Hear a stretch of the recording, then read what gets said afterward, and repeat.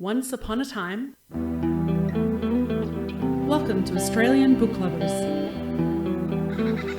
your destination for imagination.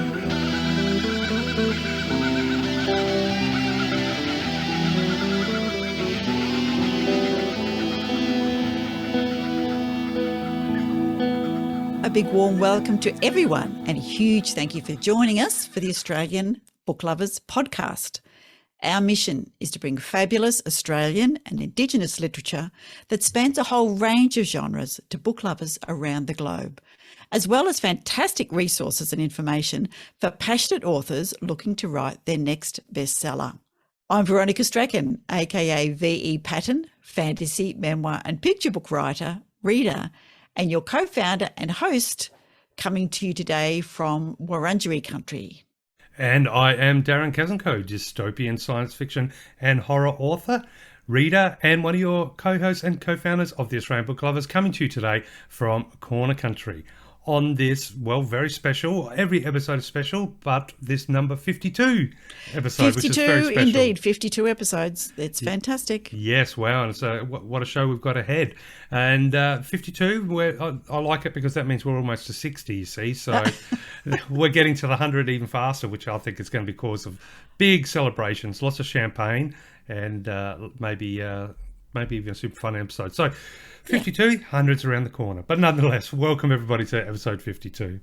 And it's going to be a very interesting and slightly different interview today. So give us a little hint of who you're chatting with. Well, today we are chatting with a lovely lady author and business coach, I suppose you could say, or all-round business wisdom, a lady called Michele Layet, who has written a biography about her journey with McDonald's and the process of starting at the French fry station and working her way all up to being a franchisee and, you know, traveling to America. And I will not give too much away because it is a fascinating and awesomely fun interview. But absolutely, that's something we got to look forward to today. And of course, I have looked into what the number 52 means as well. So did you want to have a little sneak preview?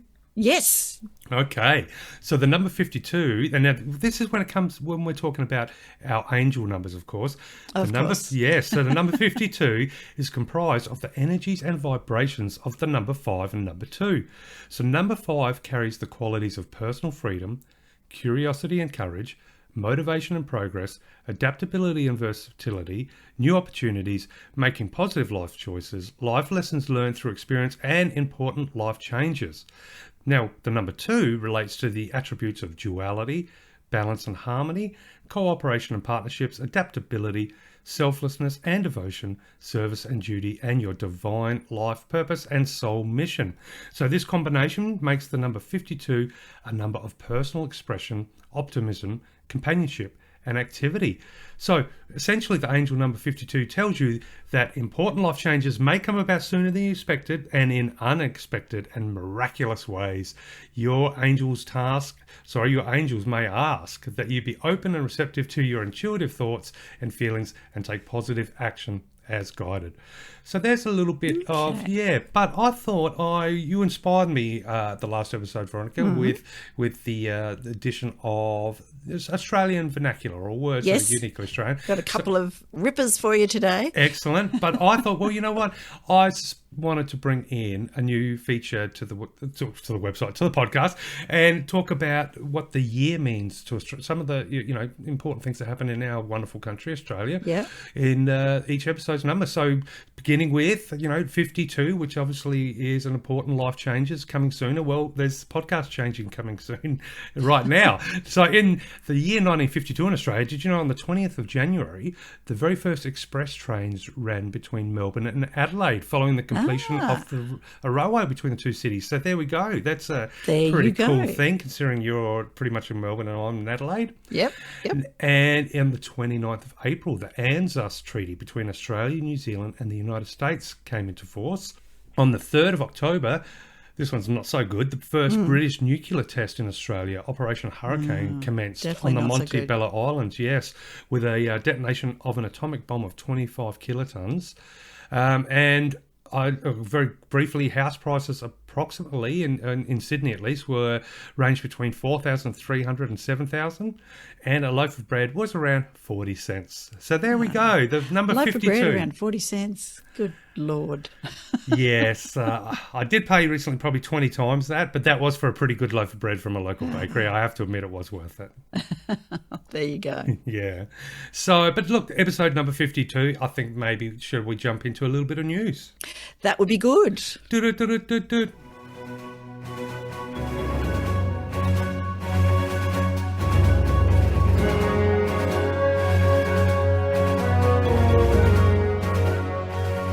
So my news is, again, looking at the Australian National University, because we're doing some fairly quick turnaround on our podcast at the moment. So while there's lots of competitions and there's some new bestsellers out, we must say there's, lots of new books coming out every day. I wanted to go back to the meanings and origins of Australian words and idioms. And this is from the Australian National University website, the Australian National Dictionary Centre. So we are on to W's, because I was going backwards just for something to do. And I won't be reading every word they've got, but some of them are fabulous. And I think I stumped you with a couple of them last time. Oh, you did, but you've already got me wondering how old a certain word starting with W that's pretty popular in Australia. I wonder when that one started. Oh, there you go. All right. Well, this one, I remember my mum saying, have you ever heard of a wigwam for a goose's bridle? Oh, no, I haven't. Unless it was in a nursery rhyme or something. It sounds like it's a bit of a rhyme or a riddle. Yeah, okay. So it's something absurd or preposterous, and it's used as a snubbing or dismissive reply to an unwanted question. It might be used to answer an inquisitive child who asks what's in the bag. And that's the kind of thing, my mum always said, it's a wigwam for a goose's bridle. She also used to add, to keep the mosquitoes out of the front garden in the summertime, which was, I don't know. She just added that herself, I think. The original English idiom was a whim wham for a goose's bridle, and whim wham meant an ornament or a trinket that disappeared from language in the 19th century and survived only in this phrase. In Australia, the meaningless whim wham was altered to a more familiar wigwam, or sometimes a wingwong, and it was first recorded in 1917. So in the Sydney Morning Herald, even in 1947, where are you going, he called, to get a wigwam for a goose's bridle, yelled Smiley insolently, recalling one of the sayings of Granny McKinley, the oldest inhabitant. So there you go. And it was used in 2004 in the Mercury and Hobart. So it's still around, Darren. Just because you haven't heard it? No, I think I grew up with the old, where are you going? I just see a man about a dog. That was, I think that's still floating around at the moment. But no, that's a very, very interesting one, to say the least. Yeah, so a wigwam for a goose's bridle. Now, I dare say you've probably heard about somebody chucking a wobbly. Mm-hmm. Yep. Okay. So for non-Australians, or for perhaps Australians who haven't heard this one, to chuck a wobbly is to lose your self-control in a fit of nerves, panic, temper, annoyance, or the like. It's a variant of the standard English idiom to throw a wobbly, where a wobbly means a fit of temper or panic. So in Australian English, chuck is in the sense of throw or stage, used in other expressions with the same meaning, such as chuck a mental, chuck a mickey, chuck a sickie, all of those things. So chuck a wobbly is first recorded in 1986, and in 1992 it appears in the record of a parliamentary debate in the Australian Senate when one senator chastises another. Stop chuckling a wobbly. A wobbly, Senator Ray, behave yourself, you will have a heart attack. So there you go. Yes, I think that's growing up, I've heard it a few times where you say, don't chuck a wobbly, mate. Yeah. But then at the same time, wobbly can be used the other way when, you see someone having a few too many. You're like, you're getting a bit wobbly there, buddy. Yes. There we go. Absolutely. Wobbly, what a fantastic word. It is a good word, isn't it? So look, I've got a squillion of them, but let's stop with two. Have you got some new books for us? I do indeed, absolutely. So now it's been obviously just recording post Easter, so been a bit of adventures over the last few days. I was lucky enough to have friends visit from the wonderful New South Wales Central Coast, and lots of driving, lots of sightseeing. So not so much work on the website this episode. However, I have got a new book on the listings, and it is called My Chaotic Light, and that is by author Hallow, and this you can find under our fantasy genre. So My Chaotic Light reads as follows. Lauren struggled to convince academics of her research to improve creativity through guided intuition. When she pushed that frustration into darkness, it took form. One frightful night, she was overwhelmed by a dark presence and called for help. After banishing that entity, the guide arranged a learning, intuitive path suited to her restless energy. She learnt much along the way, although her hasty actions sometimes came with a price. When it was time, ill-formed soul experiments resurfaced from an age long gone, created by her kind in a past life. Had she learnt enough to help them? Was she worthy? Readers have described this book as realistic, relatable, and insightful. It is a rare, enjoyable gem filled with surprises, support, and understanding, and that is My Chaotic Light by Hallow, that you can find under our fantasy genre. Very good. Now, because I did bring up that, we had some visitors, and we did a lot of, coast to the bush and bush back to the coast, but there was also a lot of laughter, and I realised I hadn't laughed like that in a long time, because sometimes you just forget to laugh in life. So I thought I would just, bring in a couple of Aussie humour books that we have that maybe some of our listeners or book lovers out there haven't had a good look at. And the funny thing is these they're quite edgy, these comedy books, but they're written by a lovely lady called Hettie Ashwin, who you would not imagine, if you saw her very innocent photo, would be such a little bit mischievous. So the first one, and all you read is they're very Aussie, and they do push the edge a bit, I think. But the first book, both of these we can find under our Aussie humour. But the first one is called I'd Rather Glue My Nutsack to a Bullet Train. So it is described as follows. A real Aussie humorous road trip in the bush. When Hackham lands in Australia, he hitches a ride with Bluey, and they set out on a road trip to the Big Smoke. It's a steep learning curve for the new arrival. From up Ship Creek to sweet as a nut, Hackham learns what it is to be an Aussie. Of course, there is more to the yarn than a couple of coldies, a set of false teeth, and a dog that farts. Much more. Struth, where do you start? And that is I'd Rather Glue My Nutsack to a Bullet Train by author Hettie Ashwin, who I'm actually going to go through two more books that she's on offer, because she's quite prolific when it comes to the Aussie humour. So this one is called Literary License. So this one is a madcap murder mystery romp. Can you kill someone who doesn't exist and get away with it? Ursula just might, if only people would stop poking their noses into her business.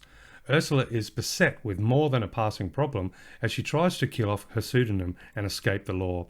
Will Ursula get away with murder, or will all her efforts come undone with a paparazzi, a postman, and an imposter on her trail? And that is Literary License.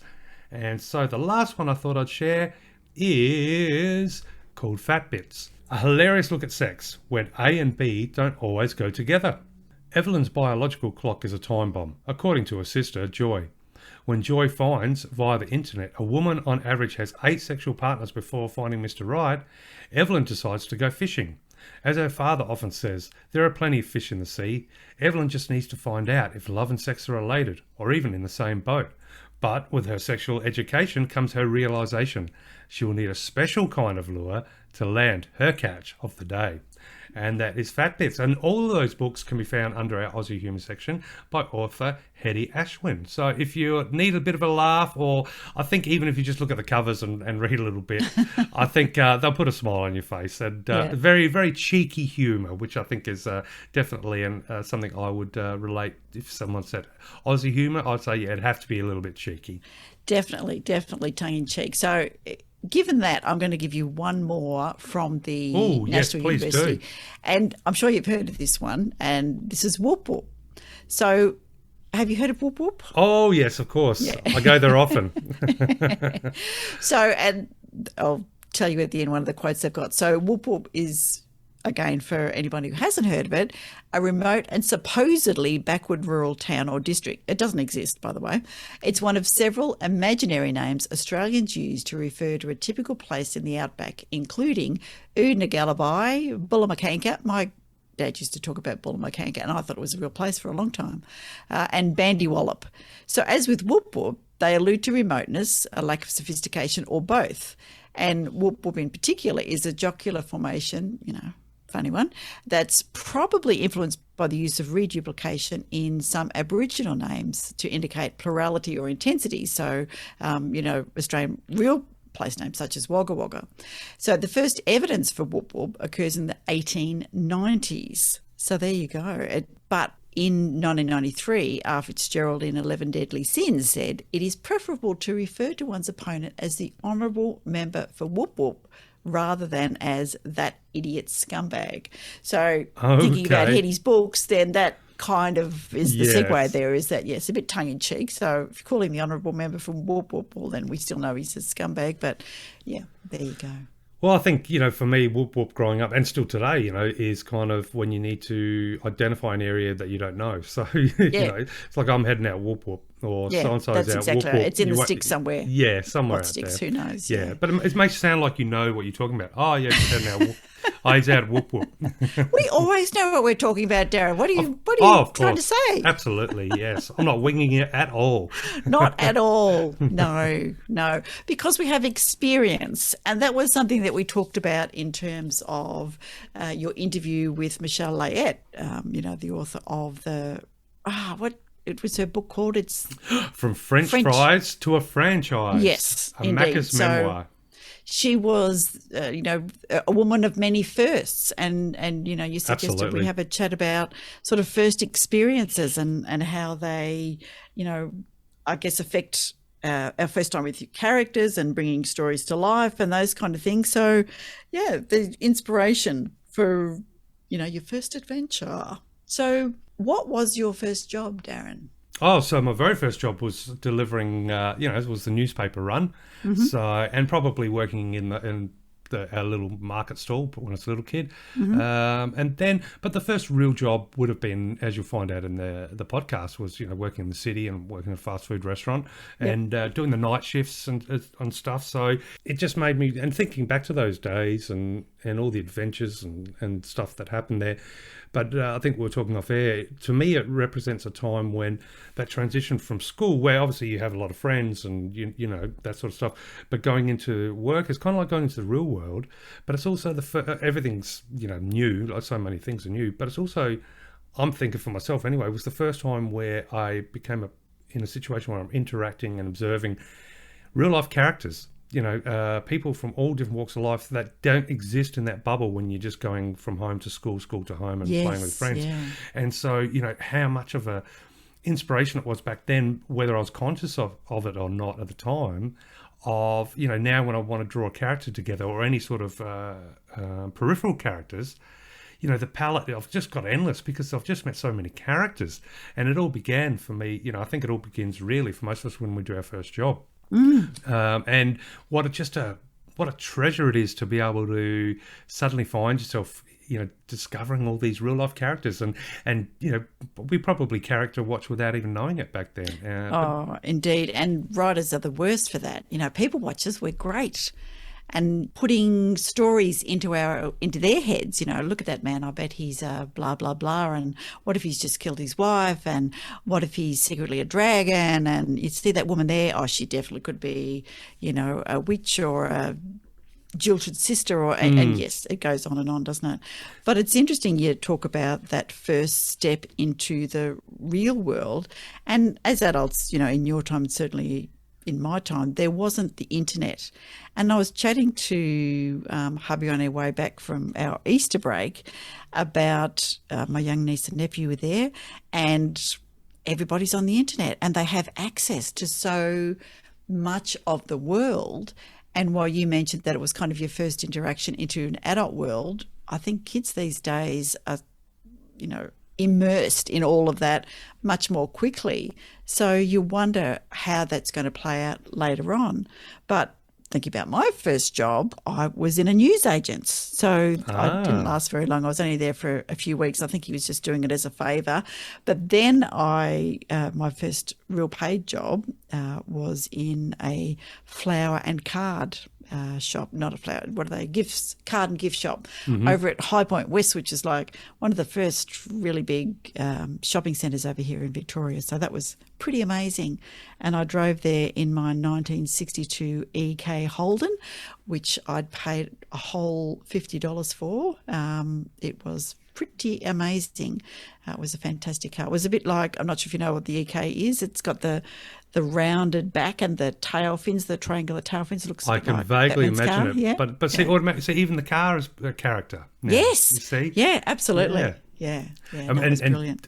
Did you work with a lot of people there? Or No, really interesting. I worked with a lady who got her hair done. And when I say she got her hair done, she went to the hairdressers every week, often during work hours, and she came back with so much hairspray on it that it wasn't going anywhere. It was this kind of beehive thing that she had. It was just, okay, this was the 80s, but it was particularly high. And look, her husband was the most delightful guy, and she had two lovely girls, but wow, that hairdo, that was interesting. And she had a fistful of rings, on each hand, which was just amazing. So I thought, oh, she must be getting, well paid. Not that I was as an 18 and 19-year-old, but well, it's hard to know how money laundering works when you're young, starting those first jobs. She was a member of, I'll just say, a prominent religion. I'm not going to name it because I'm sure that would be inappropriate, and most of those people that I've known since then do a fantastic job. But there you go, first job. Wow. So what about, and see, this is something as well, what about first failure?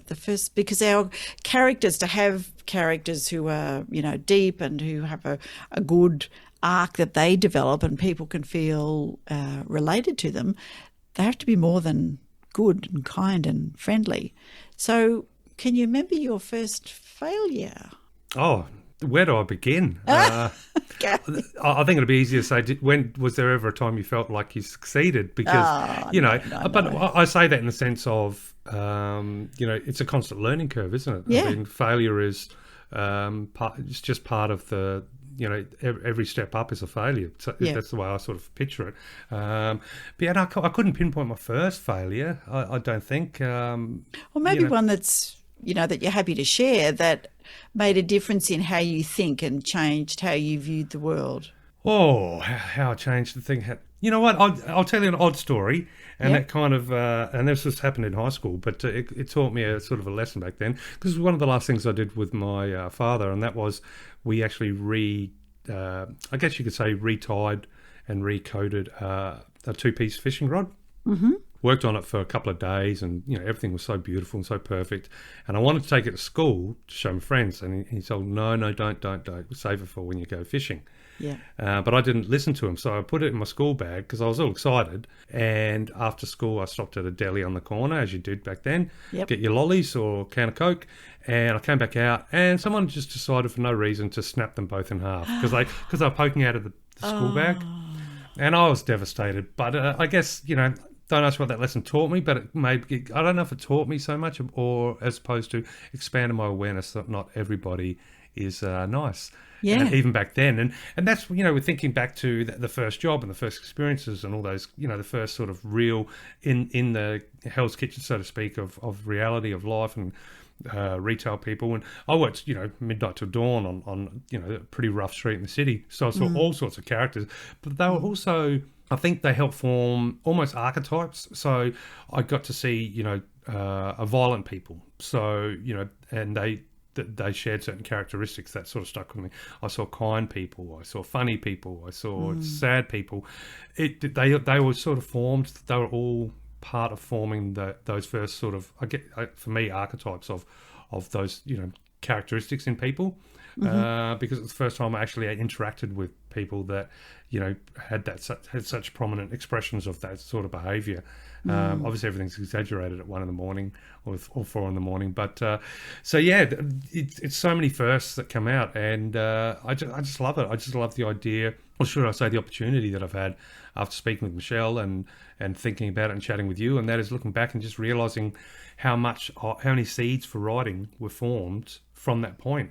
There's nothing I could maybe draw upon a couple of incidents back in high school if I wanted to go back as far as for biographical reasons.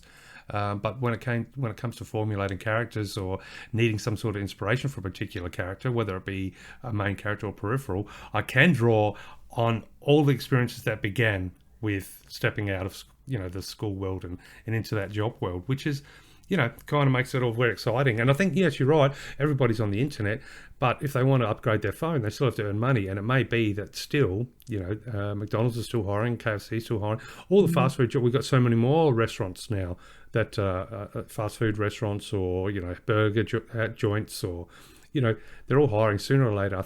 I'm hoping that, young kids still end up there and get to find out the joys and tribulations of a lot of what Michele and I had the pleasure of talking about. Well, 2 out of 3 of my kids have worked at McDonald's.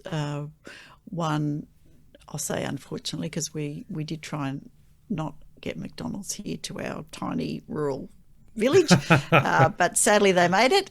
And of course they've provided, good employment, and, they are busy as I'll bet. when all the young kids especially. So yeah, it's seen as a good training, and people that work in particular organisations, if they have that experience, that does stand them in good stead. Absolutely, yeah. Yeah. Well, without further ado, I think now's the time to go to Michele. But before that, I'll just give our listeners a quick recap of the book before we jump in. And I'll also do apologise. The recording for my voice, unfortunately, I lost a bit of a file, so it's all there. But it may sound a little bit not as nice as I wanted. But it does take nothing away from the interview. But we are talking about From French Fries to a Franchise by author Michele Layet. And this is a non-fiction memoir. So Michele Layet was one of Australia's pioneering McDonald's female franchisees. Michele started as a trainee manager in 1982 and became part of a McDonald's experiment to hire from outside the McDonald's family. So do McDonald's put sugar in their buns? Why do they only hire children? How do you buy your own store? And can you make money out of it? Michele answers all of these questions and many more by drawing on her own experiences as one of Australia's first female franchisees, and also by enlisting the help of an 8-foot-tall plastic clown. So From French Fries to a Franchise shows Michele first as a fresh-faced trainee, overcooking fries and locking herself in the freezer. We see her rising through the management ranks, buying her own franchise and rubbing shoulders with pioneer Ray Kroc and Australian CEO, later who became the worldwide CEO, Charlie Bell. We ultimately see her grow weary of a life behind the counter and trade it all in for a life behind a typewriter. Now she tells us her story. So From French Fries to Franchise is not just a story of Michele, but also the story of a famous burger giant. We finally discover how McDonald's is run. We learn about flag protocol, dreaded inspections, and why Ronald McDonald never appears in advertisements.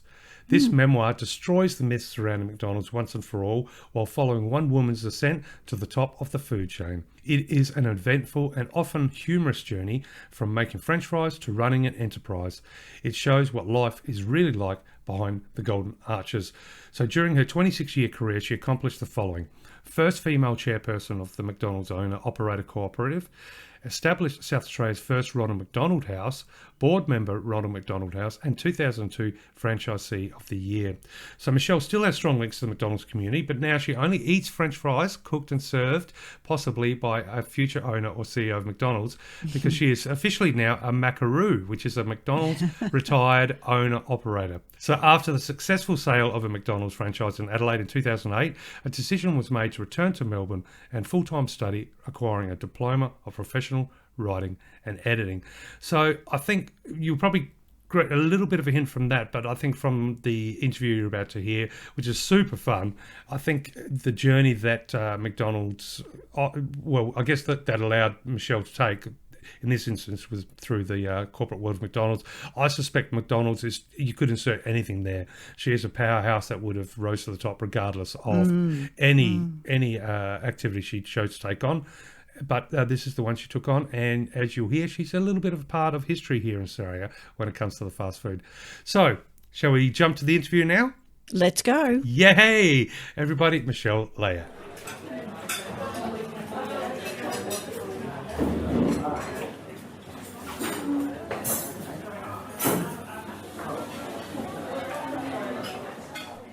Okay, ladies and gentlemen, it is with great pride and honour that I am introducing to you our very special guest for this podcast edition, and that is author Michele Layet. And Michele is the author of From French Fries to Franchise, or to a franchise, should I say. And that is a Macca's memoir. Now, Michele, thank you so much for joining us for the Australian Book Lovers podcast. This is awesome. Thank you. Yeah, pleasure, Darren. Thanks for asking me. Who doesn't want to know the ins and outs of McDonald's or any fast food restaurant, to be honest? Because I think I think working in fast food has a place in all of our hearts at some point. And if we haven't worked in it, we know someone who is working in it or has worked in it at some point. But nonetheless, I thought, look, I've had a bit of a look at the book. I haven't had a chance to read the whole thing, but you did mention, I saw at the start of the book, from French Fries to a Franchise, that the French fry station was what you thought of as your little eye of the storm. Yeah. Now, so what I'm curious about as to whether or not, when you decided to write this book or this memoir, and obviously that meant bringing together all those different wonderful memories you've gathered and experiences and learnings along that journey, bringing all that together, writing the book, was that something a little bit similar feeling? Was that you in the eye of the storm of this huge journey that you've taken and suddenly all those beautiful memories around you? And was that the inspiration to write it? Yes, it became part of it. And when I left the store, I went to TAFE Holmes Glen here to learn to write, Darren, which was something I always wanted to do. So I must say some of my classmates encouraged me in that area to tell my story because they were fascinated. And a lot of them didn't eat at McDonald's or have much to do with McDonald's at that time. And they learned a lot about it. It was really good class to have that. And the French fry station was a very fond memory of mine and still is, where I could just be myself there. You don't have to talk to a customer or a staff member. You just go in your own little zone. So I think that's definitely was inspiration for the title, from where I came from to where I ended up, because that's where I started training. That's where I started my first class, and then you move on. But I think the main interest for persevering with that particular story was definitely from doing studying non-fiction at TAFE for professional writing and editing. So I'd have to say I got enormous encouragement from my class, and they were pretty keen to hear what really went on behind those golden arches. Wow. And so I'm just curious, when it comes to, moving from McDonald's or wherever you were at that stage in life to take that learning to TAFE, to learn to write, was the desire there to get into non-fiction business writing, or was the inkling of a memoir already in place, or kind of you just wanted to sharpen up yet another tool in your tool belt and, chase another dream, and it kind of, serendipity came across and got you here? I think probably I have always wanted to write the great play, Darren. But in class, when you go with all these wonderful other people who are writing, and there's some extraordinary writers out there, I think the fiction it was very much my voice, how I talk and how I behave. That's how the book is. And when I went to those classes every week, I looked forward to it. I didn't miss one. And I guess because there was interest in that group, I thought, I've got an audience. And Darren, I have to say, I like an audience. So I think I always wanted to be on the stage, but I worked and then was given some very important advice for a very famous man, to go and earn your money first and then do that after. And that's the process I did it through, Darren. So I wanted to go to NIDA. I went to uni, worked at Macca's, and then came back to it later. That's probably where I went. Well, there's definitely no denying that it was a successful pathway, that's for sure. Yes. Yes. But now you have me curious. So your original intent was to write that eternally great play. Now, do you think that came from being in restaurant businesses and that sort of lifestyle? Yeah. You get so many characters, don't you? Like you do. Back of house, front of house, customers, so many scenarios. You think that was an inspiration of that, taking those characters and putting them in different scenarios? And definitely still is. And I would still I'm still determined to write Macca's the Musicals is what I'm working on now. So This is something the world definitely needs. Definitely needs. We definitely need to laugh at now. ourselves. And I'm looking at all these other things. So, very much the characters and the different people and the people you work with, it's fascinating. You just get such a cross-section throughout McDonald's life. And the people who I've worked with, Darren, are fascinating too. And a lot of the young kids still keep in touch with me. Well, they're not so young now. So it was that whole coming together at TAFE. And I just thought, well, this is the story I'm going to tell. Yeah, because I think it needs to be told sometimes. Some people have the wrong impression about it. And it is very much not not an American company here in Australia. It's very much worked by Aussies. So it's very important, actually, that bit.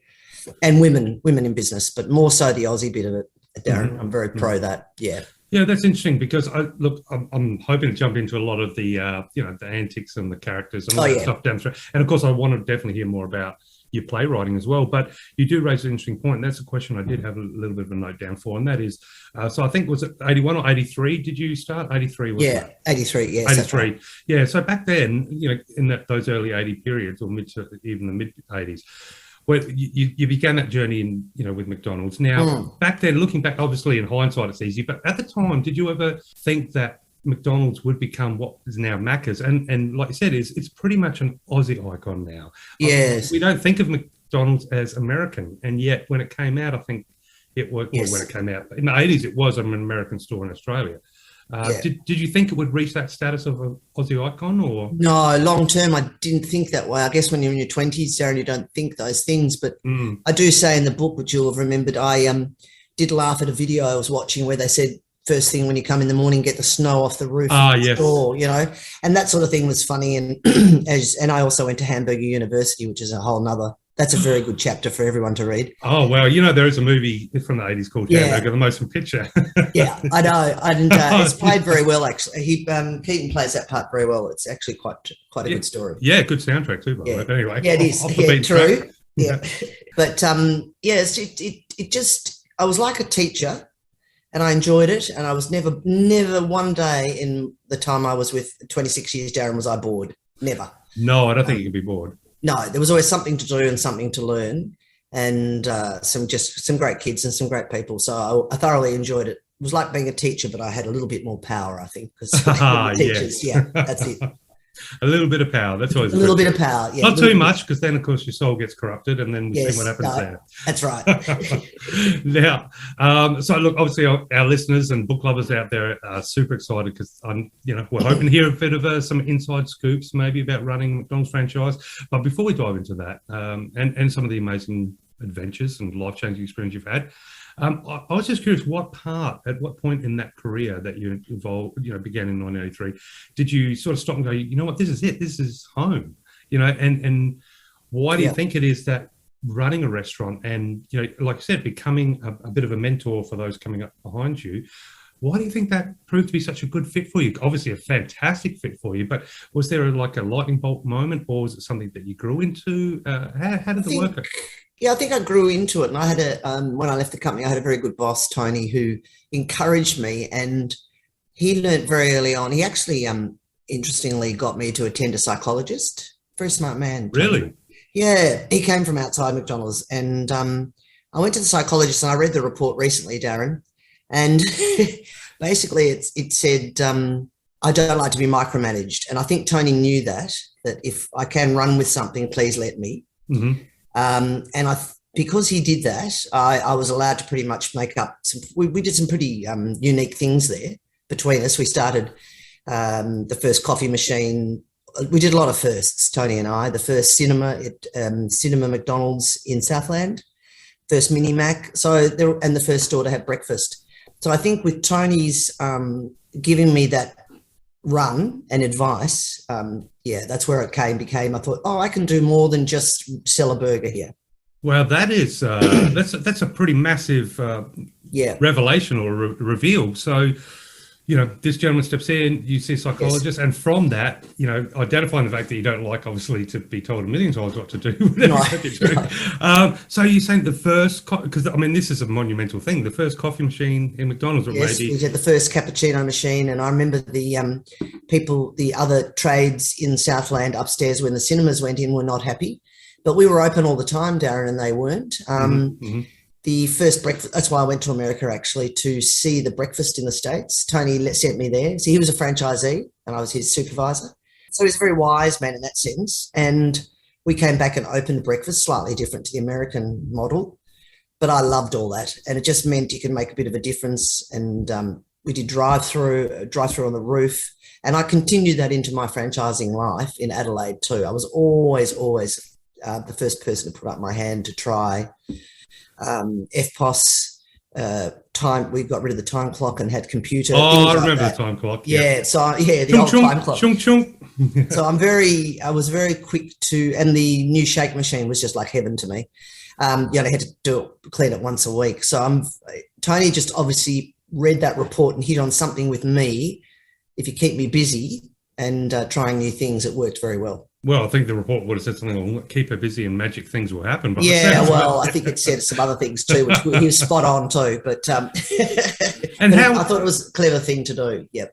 And how was it back then when you did have the opportunity to travel to the United States? What would you say, if you had to pinpoint one or two, sort of stark contrasts between McDonald's America and McDonald's Australia back then, before it was evolving into its own little icon here?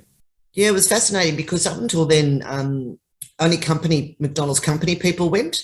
So I was once again the first non-company McDonald's person, franchise person to go. That wasn't normally the thing we did, which they do now. And Tony took that on with McDonald's and said, well, Michelle's been here, 9-10 years, and perhaps it's time that happened, because it makes us far more interesting, Darren, because it was a special reward for me. Mm-hmm. And the Americans were fantastic. It was big lecture theatres, massive. It was like going to uni for 10 days. It was extraordinary. Wow. Yeah. The scale is it's hard to describe to people. Full-on university, the full-on hotel accommodation. It was just wow factor by 10. And it was very interesting meeting lots of other managers of different races, ethnicity, that word I can never say. One girl said she had ran 3 managers meetings a week, and she ran the store in Paris. And she had something like 30 to 40 managers. So she just blew. I thought I was a big deal with 3 stores, and the girl who ran New York. So it was very good to get out there and meet others running big business, like massive businesses, Darren, compared to Australia at that stage. Well, something tells me that you were less daunted and more inspired, probably going, right, this is what we can do. Okay, let's go. Yeah, let's get lots of stores. Yeah, you're spot on. Lots of stores, kept those friendships. Yeah, it was really interesting. And it was interesting to hear one beautiful black manager say, well, I'm in a white store. Why can't I go and work in a black store? Things like that, where people think it's the right thing to mix everyone up, but these people didn't want to. It was a big discussion in a theatre. It was lovely to hear that. Yeah, it was interesting. I had never, come across any of that. And they had a very diverse menu in America. It's huge. It's huge, Darren. They have everything you can imagine, pizza, the whole lot. I wouldn't be doing that, but that's what America does. Well, okay. I've been over there, but I can't remember. I don't think I went to. Yeah. Obviously, McDonald's, I've done quite a bit in Japan, but yes. I go there quite a lot. But America, I didn't go to McDonald's. So they have pizza, is that right? Yeah, they had. Their menu is too big. I was thinking Australia's is a bit smarter, but that's the thing I did notice about it. Yeah. And very cheap. Obviously, the breakfasts were 99 cents. Yes, well, I mean, that still exists today, doesn't it? A little bit of a shock when you go there and you go, hang on. That's right. How is it so cheap here? You land back in Sydney and you get a pie and a Coke and you hand over a 50, you're lucky you get a note and a coin back. Hang on, what's happened there? You run out of money? You want to open that till again for me? No. So how does it work as far as, and look, obviously I understand that if I ask anything that maybe, is confidential or go ahead. Stuff like that. But I'm just curious. So where does the decision come from between an American style menu and Australia? So does the franchisee have the ability to set their own menu? Probably, I'm guessing not. But is there like a you've got a pretty set menu? You can't suddenly invent someone pop it on your menu. No. But does everyone have do regions have people representing their region and have meetings across the nation to decide on what goes on, what doesn't? Yeah, we have regional, local. So we're always a bit like Australia in Parliament. We have 3 governments. Sort of your local, your local store marketing, and then you have state and federal, we always used to call it. So McDonald's is very similar. You can bring up, in Adelaide, Farmers Union, Darren, you know that? Yes, Farmers yes. Union, we got on our menu. That was very popular because it was huge in Adelaide, and we're thinking, well, let's get that in. It sold very well. Was that the first one to do it? Yes, yeah. They didn't do it yeah. over here. They haven't done it in Victoria or anywhere. But Well, they weren't doing. What's the Victorian equivalent? they do that ice. Oh, what's it called? I can see it. So it's obviously not as popular as fun. No, it's nothing like nothing like that one. Go South Australia anyway. And, South Australia tried out salads face to face. So, and it's a good market, Adelaide, to do those things. But yes, you get a fair bit of say in it. You do get a say in your marketing meetings annually. So there's set marketing like the Olympics and things, and then you do get a discussion about the other things because we cancelled salads for a while, and then they came back in another form. So yeah, they do listen to the franchisees, and there's a manager in each. There's a marketing manager and a supervising manager for each state. Now, we used South Australia when I was there. We shared with Perth because we were so small. We used to share meetings with them, so that was nice. Yeah, and you just listen to each other, but now it's probably a bit more set. The things you have to keep, the only ones they want you to keep from the United States are the junior burger and fillet of fish. Oh, must okay. stay on the menu. It's an interesting one. It's very interesting that. I think does that. Well, I think they're not great sellers in Australia, so I'll just say that. No. Well, I'll come to a question about that later. Fillet of fish is good. We like a fillet of fish on a Sunday, but yeah, yeah, I don't mind them actually. But saying that, I haven't had one for a while. I think they're almost like a. I don't know. It's like cracker and dip. You can eat them in 2 bites and they're gone. Yeah, they're little now, aren't they? Yeah, you're right. Yeah. Obviously, I've got a couple of questions here, but so that makes me draw on a question that I had for later.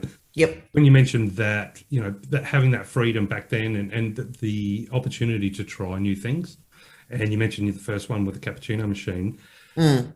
When cafes really started taking over, as far as it became almost not a core identity of the McDonald's or the Maccas in Australia, but it definitely became a solid feature.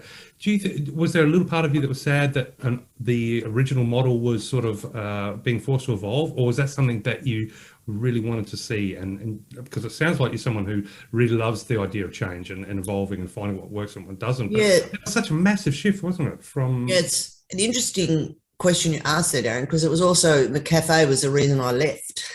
Oh, wow. Okay. Because it was I left because, I didn't resign, I retired. Because I thought, McCafe. And I thought, if I've got to do a short black on the side with a bit of extra whatever, I thought I'm out. So it is an interesting point you raised there that I hadn't considered till you said that I went round in that big circle and I just thought, no, I don't think I want to do that. I just want to pour the old coffees, and it was a bit too much change for me by that time, by my age then.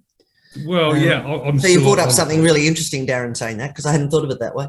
Well, especially considering potentially the start of the cappuccino. But yeah, it really was a split in identity. And I think, I wouldn't say there's always been, look, I should let yourself know and listeners know that in my early teenage years, so late 80s, I actually worked in Highney Street for Hungry Jack's there opposite McDonald's. Oh yeah, okay. Yeah, so I did the midnight to dawn shifts and for years, for a while there I was working and then going to school, and then of course school took a break from school, and all the adventures you have, as you know.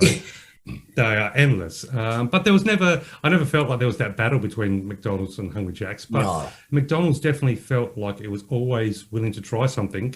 And when the McCafe came out, I was standing back, years later, obviously, going, it felt like either Hungry Jack's aren't in the race or McDonald's are willing to shoot themselves in the foot, which obviously they didn't. But yeah, it was interesting because it felt like those two rivals, one of them sort of said, well, we're not in that game anymore. Yeah. And it's a very interesting one. And I was in Rundle Mall, Darren, at the end, so you know that very well, down the other end. And it was interesting because I can tell you that in the year I was going, 2006, they were talking about 24-hour stores and the cafe. And it was going to cost me, just for listeners to know, $1 million to buy that then. And I worked out how many years it would take me to make my first cent. So I thought, time for me to go. And it would have done very well in Rundle Mall. Also, though, with me in that particular situation, which gets back to Macca's again, Hudson's Coffee was started by a great friend of mine, Roz, who worked at McDonald's and does now with her husband. She started Hudson's Coffee. So there was a lot of competition where I was directly in Rundle Mall, as you would know and understand. And so that's when I thought, no, I'm not going to run a cafe in here. That's time that I was retired. Yeah, so there you go. It seemed like a little strange move. I mean, coffee in the city is a battle in itself, isn't it? Yes, it is. You know, let alone, I get it if you're the only place open at 2 a.m, it's a good business model. But yeah, that's interesting. Oh, wow, there you go. So just to give people an idea of finance, it was $1 million. That was a lot of money back then. And I thought, whoa. I'm going to tell you, it's a lot of money right now too. Yes, it is. And you just think, all right, I've got a coffee machine. Great, thank you. And I didn't want to be in any more debt. So there's that discussion. Yeah, that's it. And not only that, but I mean, as we'll get to later, I'm hoping is the let's shall we say the idiosyncrasies of customers. So, and that's just with hamburgers. When you throw a machine where you've got 25 ways of making a coffee, for me that is nightmare material. Having worked in hospitality and worked in coffee machines on tropical islands where the boat comes in and suddenly you get slammed with coffees you've never heard of, and it's like, can someone just order a flat white, please? Because that way everyone will get served, right. and you can go off and have your party. But nonetheless, well, you would have had that at Hungry Jack's. We just had the pot that made 6 coffees, and you filled it up with a filter and some coffee, and made another pot. Exactly, back in the day, 100%, yeah, the old pot coffee, definitely. Now, well, of course, yes, I did do that work back then, and I still have some great friends from there today. You know, what's that? Over 30 years ago. Huge fond memories. I mean, that was during the Grand Prix, and you know the city was alive, and you know there was 5 o'clock till 7 o'clock when there was that little bit of time where you clean up and kick the drunks out of the gutter and stuff. You'd wave to McDonald's across the road there on Highney Street, and then come back in. But that was my first real job, and I think for a lot of Australians out there, you were probably played a big part in a lot of their very first job experience.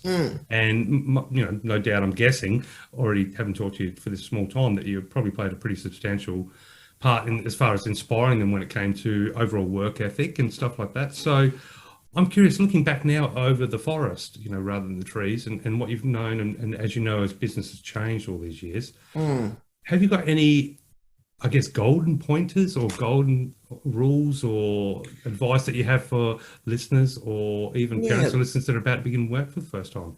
I think the first one I'd say is it's still a great job. I would say to anyone, and this goes for all jobs, is always please at any age feel comfortable. And I know it can be tricky because you could think, and I know some crew who used to take deep breaths to come and talk to me. But just remember, your boss or your immediate boss or anyone that sort of is in charge of you is not a mind reader. And that's my greatest piece of advice for everyone. Interesting. Because if you come up and say, sometimes you'll look at someone and think, oh, what's going on?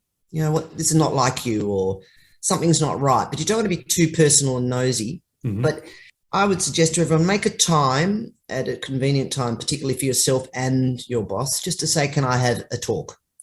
Now, I know we all have in our heads this wonderful idea of reviews, which don't occur in every business, and they're always a lovely idea, but for whatever reason, everyone's busy or it doesn't happen. But it's very important, and I still give advice to a lot of people, well, they're all adults now with families. I give a lot of people who've worked for me advice, and that's always been my advice, Darren, is tell them what you're telling me. If you want to do that, like I had a lovely great boy who I'm very fond of, who's my godchild, say to me, I don't really want to work out the back, can I come out the front? Much better out the front with the customers. Beautiful. We used to have this boys out the back, girls out the front thing, all that. And I thought, fantastic. But he knew me well enough just to ask me. So, yep, absolutely. So I think just remember, whatever job you're doing, it doesn't matter. If that's the hint I could give everyone, whatever age you are, 15, 40, 50, if you're sitting in your job thinking, just make a time with whoever makes that decision and discuss it with them, because you'll come to some decision and it'll be lovely. That's my main piece of advice for everyone. And I don't read minds. I used to just look at people and think, what's going on, guys? Tell me. So take the deep breath. And a lot of people, if they know me, will be going, and just ask for help or whatever. That's my advice, Darren. Yeah, it's such a good advice too. And from an employee perspective, I know that it's easy to build scenarios in your head of what you imagine the meeting's going to be like. And then what the danger of that, of course, is that you start experiencing emotions from an imaginary communication Outcome. method, or outcome. Whereas, communication itself will alleviate that anxiety and stress that you can sometimes. And don't do it on a Friday night at 5. You know what I mean? Another great golden tip. Yes, don't do it then, because that all seems bad then. I think it's just all too tired. But just pick your moment or write it down, something like that. And I think that's really special. And because a lot of good people go for no reason at all. Yeah. And what about, because you would have seen it a million times over, and that is, because it's such a fast-paced environment, and I think people underestimate how much work is involved in, I know I can only, speak from when I was working in HJs. It was relentless some of the nights. You'd be going from 8 at night till 4 in the morning, non-stop, just flames burning. But there was hierarchy in the kitchen. There was hierarchy, in every step. And if you suddenly, you go to that interview on a Monday afternoon when it's quiet, and then you get your hat and your hairnet and your shirt, and then you walk in and it's a Thursday night, maybe they're going to ease you in a little bit, but there's that hierarchy. And if you haven't worked before, or maybe it's your first sort of real job, what sort of advice have you got to people that's going to be the first time they experience that hierarchy, where there's going to be that, where do I fit in? How do I, what do I do? Because it's so overwhelming, isn't it? Your brain's electric. Every experience is brand new, and there's things beeping, there's stuff, there's flames blowing, the microwaves are going, there's microphones talking, it's all happening. Yeah, and grumpy managers going past, myself included on some occasions. I was going to say, unless their name was Michelle, yes. No, of course. Brutal but sweet, I was told, Darren. There we go. Sounds like a cake.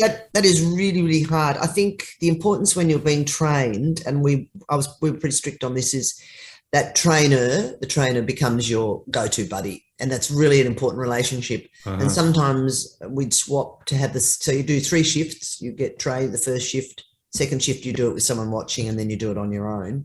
And sometimes we would give you a different trainer on the second or third. But that person, you'll find in most businesses, will become your go-to person from then on, that you can talk to. But it is very, very tricky. I do agree, because that's all very nice of me to say. But in the real world, as you know, on a Friday night or a Saturday night when the trainer hasn't turned up, you can certainly get thrown in the deep end.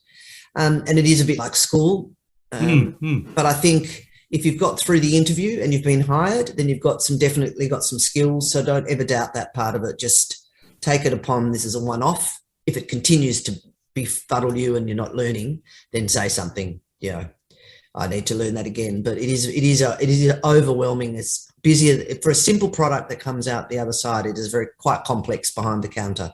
You're right. Yeah, and it is a bit of a pressure cooker. Oh, there is a hierarchy at the grill area. I used to just leave the grill area alone. Darren, the other thing is I always put a manager out the back and the front and then just talk to them. But that's hard when you're a new crew person. I understand that. That's tricky. It's a bit like going to a new school. It is, really. But it's kind of like, it's a new school experience times 100, and it's also your stepping stone into the real world. But different to school in the sense of your reward is money, and that new life that and because when you're a young teenager, everything is so electric. As I mentioned, it's all, every experience is great. But I think I'm curious.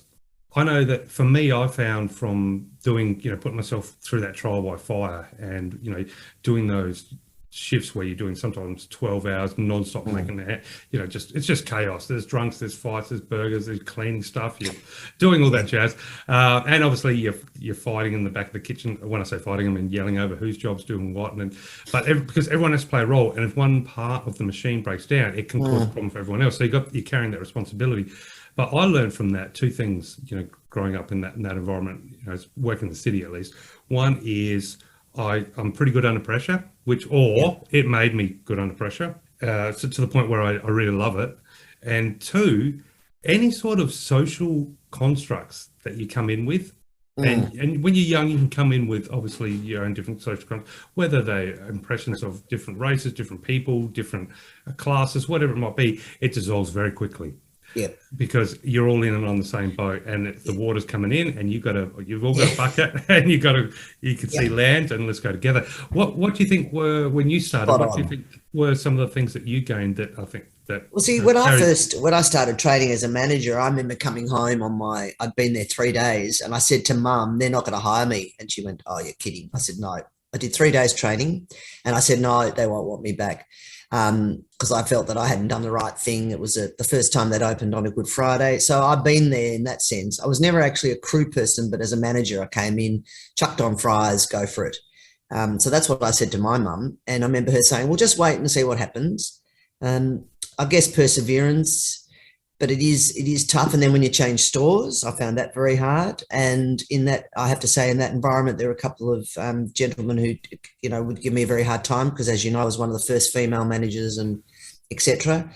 And of course, you'd go home and you'd think, oh, I'm quitting. So that came in my head many times, but then you just get back on there, get back out there, and you'd have a good day. And then I made good friends at each store. So that was lovely, because what McDonald's used to do was once you were there for a little while, you moved to another store, so you can move up, become a first assistant and then a store manager without working with people you knew. That was sort of a bit of a habit. And I remember a mother in Adelaide saying to me, Michelle, I don't think you should do that all the time. And when I had another store, and I thought, yeah, no, that's probably a good idea. Let people remain friends. So I learned a lot from parents and people when I did things wrong. You learn from that. And I thought she's got a very valid point there. So I think the friendships are very important. And I know people got married, they met each other at the store and got married. And there's a few of those. And it was like, I think just persevere. And it is a nightmare when you first start. Now you've mentioned it. I just remember saying to Mum, no way, they're keeping me. I won't get the job. So there you are, everyone. And I did. And I stayed. There you go. But that's the beautiful thing is that those same experiences are to be had right today, tomorrow, next week, and that I think is amazing. Yeah, sure, technology change and menus change and whatnot, but still at the end of the day, you're going to be thrust in an environment where you're going to have to rely on each other and come to the show. Yeah, you said it well when you just absolutely slammed, I think we used to call it. Oh yeah, being slammed, and someone hasn't turned up, and you just. Right, let's just get on with it. But you're right, the hierarchy in the grill area used to make me laugh. But anyway, that's another story.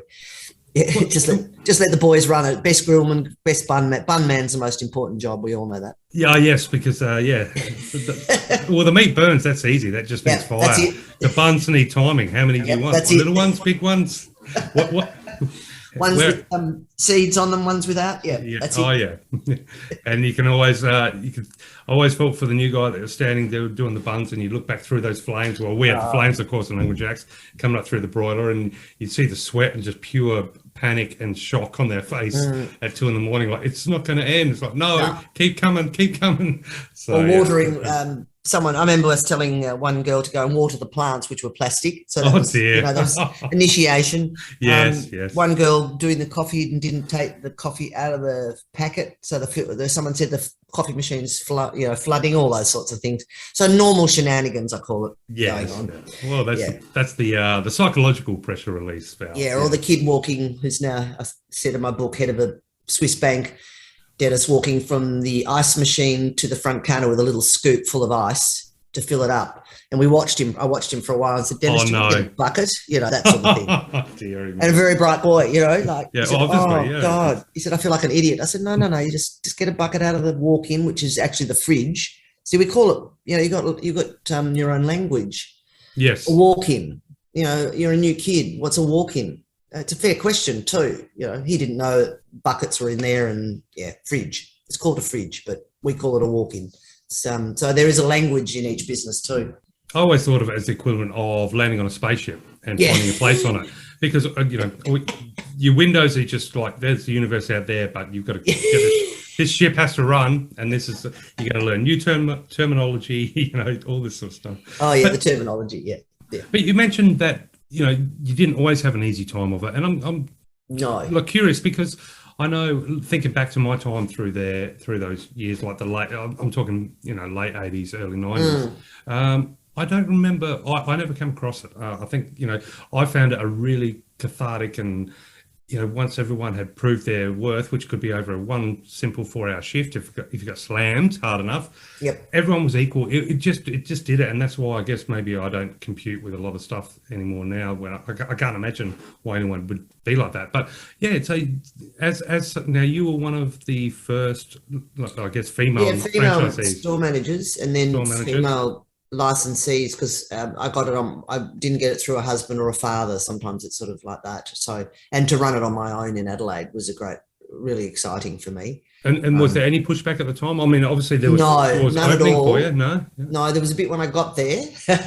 As in Some of them right are my to great Adelaide? friends now. Yeah, they gave me a hard time because the store I was given sort of impacted a couple of other stores, which happens, their sales away and bit of overlapping. Yes, and I was great. I'm now great friends with one of them, and I could understand that from a business point of view. And I was younger than some of them, so there was that part of it.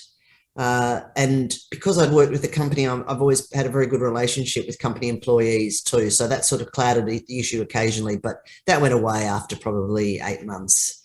But I was so busy with the opening of the store, I didn't go to a lot of things. Mm-hmm. And then in my 16 years in Adelaide, was lovely. I trained the new licensees coming into the Adelaide market. So I sort of formed my own new group, which was lovely, which then meshed with the others. So I just concentrated on that, Darren. And I had some wonderful licensees train them. And there were some beautiful guys there who trained I had to have all my crew trained at their stores, and they were great with that. But yeah, as Dad would say, suck it up. Suck it up and just do the best you can do and do that, which I did. But it is very tricky because it was a new state for me too, all sorts of things. Mm-hmm. I did love that the kids could drive at 16. That was heaven. Thank you very much, South Australia. Yay, we do some good things, Yeah, but it was lovely and it was a good spot to open. But yes, it's very tricky when you're the new person in any room, let alone a woman with guys who've known each other for a long time. Very funny story. I found it amusing. The first time there was a Christmas do, they all went out to, I can't remember the name of the strip joint.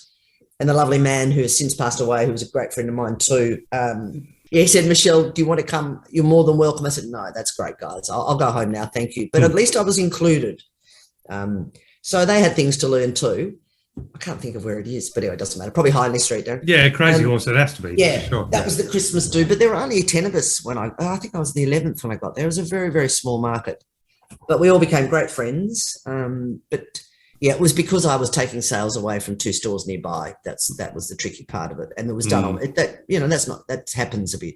That happens a bit with business, as everyone knows. You've got a competitor, but it's your own brand. It's very tricky. Yeah, that is interesting.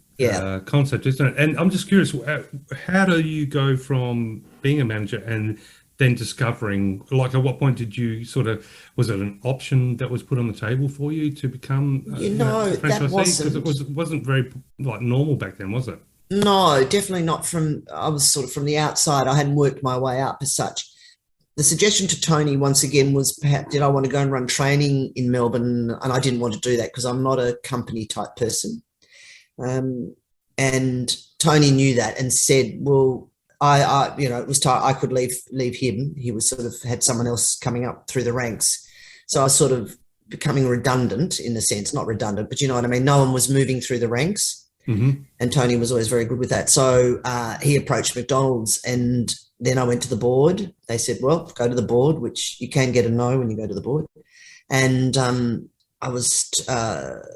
they said, do you want to go to Perth or South Australia? I picked South Australia, and I got through. So that was fantastic. And I was very excited with that, because to run my own business was really, really fabulous. Well, not just running your own business. It's something that has obviously been, you knew it so well leading up to it. Yeah. Wow. Yeah. So that step is, I think it has to be pretty unique to a lot of businesses, in the sense of, it's one thing to buy into a business, but as opposed to, coming in and knowing it so intimately, that must have been wow, it must have been almost life-changing to wake up and go, I'm running my own one now. And Macca's are very good with that. And I could say to anyone listening, if you want to move through the ranks and you've got your own set of goals, we talked about that earlier, Darren. That's the other thing I was going to say, apart from don't think we're mind readers, is write down. I just talked to a boy on LinkedIn about that. He's in a store in New South Wales. I said, write down your goals, stick to them and work through them. It's really important. And do sort of the 1, 3, 5, because often I'll ask people in business or personally, well, what do you want to do in the next 2, 3 years? And they'll go, oh, I don't know. But see, that's important to know for long term, particularly between 20 and 30 in those sort of age groups for long term. Just have your own goals written down all the time, whatever business you're in. That would be my, or school, whatever. Just a couple of goals, couple of ideas of where you want to be, and then follow them through. Yeah, you can't ask for better advice than that. Yeah. And I think that 1, 3, 5 obviously is year 1, year 3, year 5. Yeah. You're right. But it's a very confronting thing to do sometimes, I think. Yes, it is. It is, because you sort of look at it and you think, oh, am I expecting too much or too little, or give it or a maybe go. the 5 you got to turn upside down into a question mark. Yeah, and you know what we're like. If you're talking to 18-year-olds, and even when I was 21, you don't think about all that. Michelle, can you tell me when I should start thinking about that? How's that going for you? Yeah, yeah, I know. Not that well. No. Yeah, there we go. No, plenty of goals. Yes. Definitely. But speaking of goals for the future, before we jump into some, little nitty gritty stuff, look, there's obviously been big changes, through when you were working, when I was working. I mean, one of the suckier roles that you have to do is go empty the ashtrays, from everywhere. Things have changed a lot. And now we're reaching a point where there's actually nobody at the counter. No. What changes do you think you'll still, should we expect as consumers? Do you think there's like even newer technology or new plans in place? That's a good question, Darren, because I was asked to put in the no teller screens, which have come in now. Obviously, it was good timing with COVID. I had to have a lesson on them at Cheltenham McDonalds, which I worked at. I felt very embarrassed, but they were very good teaching me. I still like the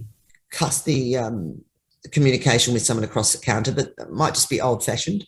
I think they're continually moving. I find it's all too busy for me now. I don't know how they do it. It's an interesting approach, and I think from a psychological perspective, because when you're at the counter, you may know what burger you want, or your partner wants, or someone you're with, and then while you're having that conversation, you can with one flick of the eyes, you can see the menu.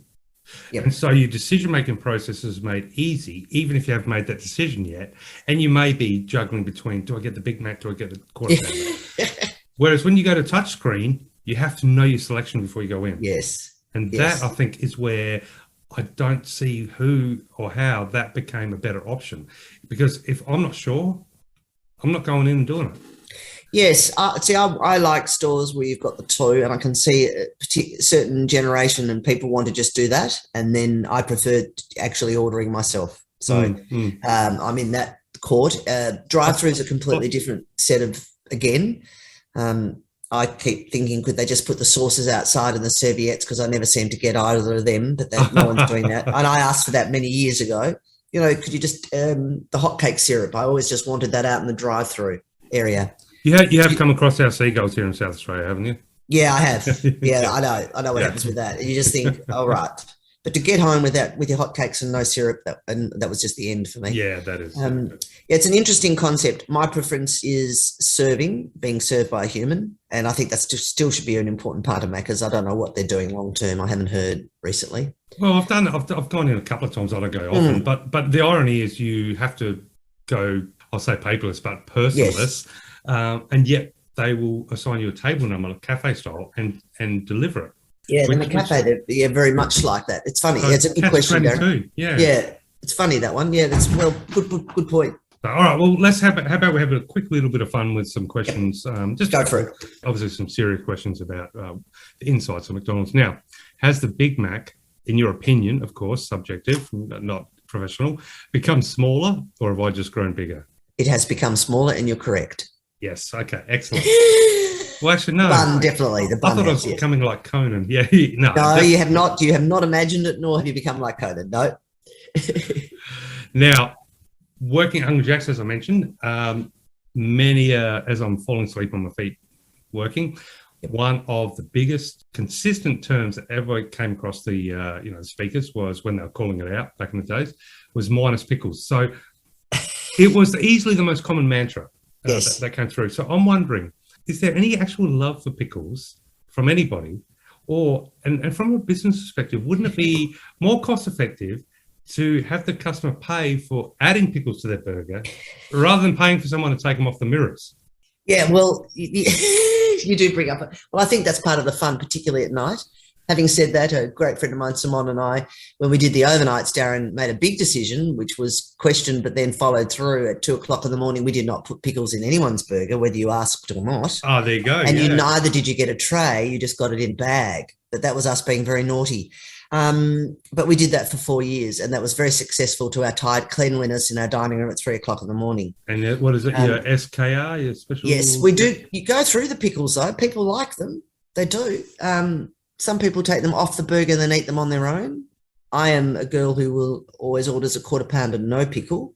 Always seem to get the pickle. I think it's just become part of the fun. I'm not sure, but definitely a lot of people do like them.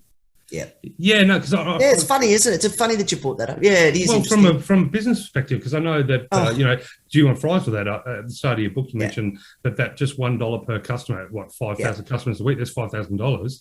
How many? I know in Hungry Jack's, how many buckets of pickles ended up on the floor?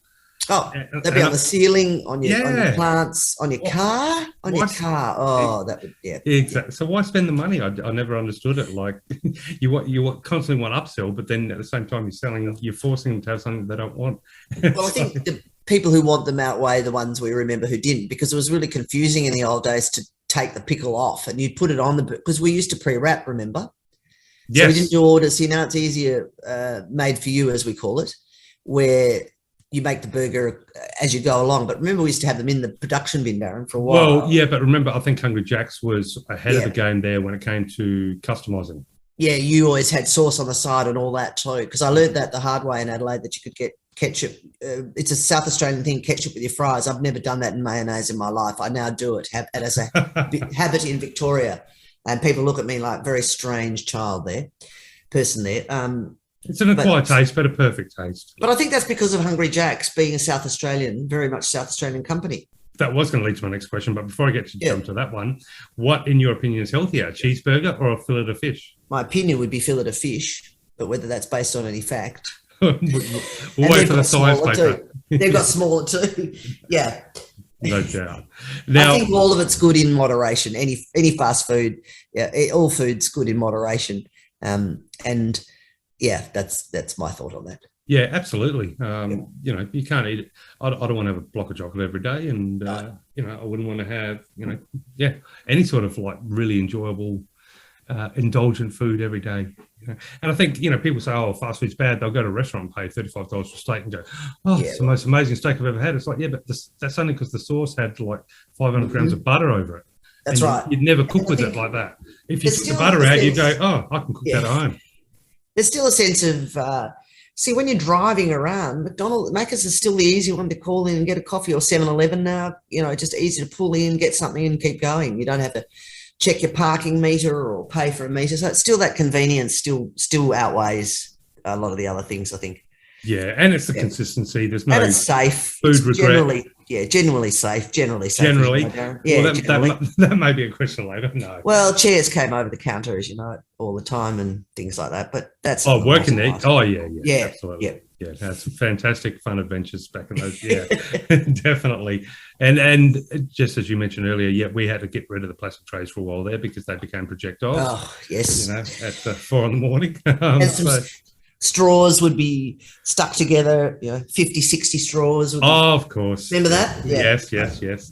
Yeah, but did you ever do the bun crate down a set of stairs? Yes, I had several staff do that, but we had a slide down the stairs too, so they're on that as well. So you just ignore that. We did the detergent downstairs, and we have a friend of mine still has to this day a Polaroid taken from the bottom of the stairs, like a stunt photo. And that moment of terror when you realise this wasn't a good idea and I may be permanently damaged, but oh my God, it's so much fun. Yeah, there were some pretty tricky things done. Or I remember a customer being thrown over the counter at 3 a.m, and we just walked around him, he was drunk and tired, and we just left him there. We couldn't be bothered getting his friends wanted to come in and take him away. We said, "I'll just leave him there. We'll be right." Yeah, let him sleep for a bit. Let him sleep it off. We've got orders to fulfill here. We're busy. Drive-through is busy. Let's get going. Yeah. Now, back in the day when you were in the thick of it, was Hungry Jack's, well, at least in here in Adelaide, was it your business enemy, or did you have friends on the other side? And no, I didn't see it as an enemy. It was interesting because I was near the one, trying to think, Tapley's Hill Road one down there. So I was very close. Oh wow, okay, yeah. Yeah, it was good. It was a completely different product, but I learned a lot about what I did learn going to South Australia was a really important lesson, which Macca's learned later, and I think Adelaide taught the rest of Australia that, is people should be allowed to pick and choose what they want. See, this is where this came up, Darren, what you're saying with the pickles. See, when I came from Melbourne, we didn't have a lot of grills. It was very rare for anyone to ask. They just get the burger with a pickle and throw it off, chuck it off. When I got to South Australia, there was a lot more people trying and saying, "Oh, Michelle, may I have that ketchup on the side?" I looked at them like they're from another planet. Why? Mayonnaise, they wanted all the fillet of fish sauce, or, you know, all that sort of stuff came up. And that's probably where I got my ideas from and discussed with the corporation about other things, particularly in South Australia. And that's where that came. So I think in answer to your question, I think it probably helped assisted McDonald's to move to a more client-based discussion, because I had a couple come in. They used to come in, or they were lifetime people of breakfast in the end. And there was a discussion I had with a gentleman about orange juice with his breakfast. And I said, "Oh, you can't have that, or the meal comes with this." And he said, "Really?" And I saw them walk out, and I thought, "Oh, well, I've just lost a customer. Now it's my own business." So I went out and said, "You can have orange juice, whatever you want with your meal." And they stayed with me for 5-6 years till they moved. There you go. So I think what Adelaide taught me, not like Melbourne, where it's just bang, bang, bang, was they are people. They don't all want to have that on their burger, or they want something a bit different, or they want 2 toppings on their sundae. I mean, imagine asking for that. I thought things like that. I had to chocolate caramel is the only combination. Yes, you see. So I learned quickly in Adelaide. The biggest lesson I learned there in my first year was to go be with the customer on what they want, more and more and more and more and more. Wow. Yeah, and the grills I've never seen. I was overwhelmed with what we called special grill orders. So I just had to get with program on that one.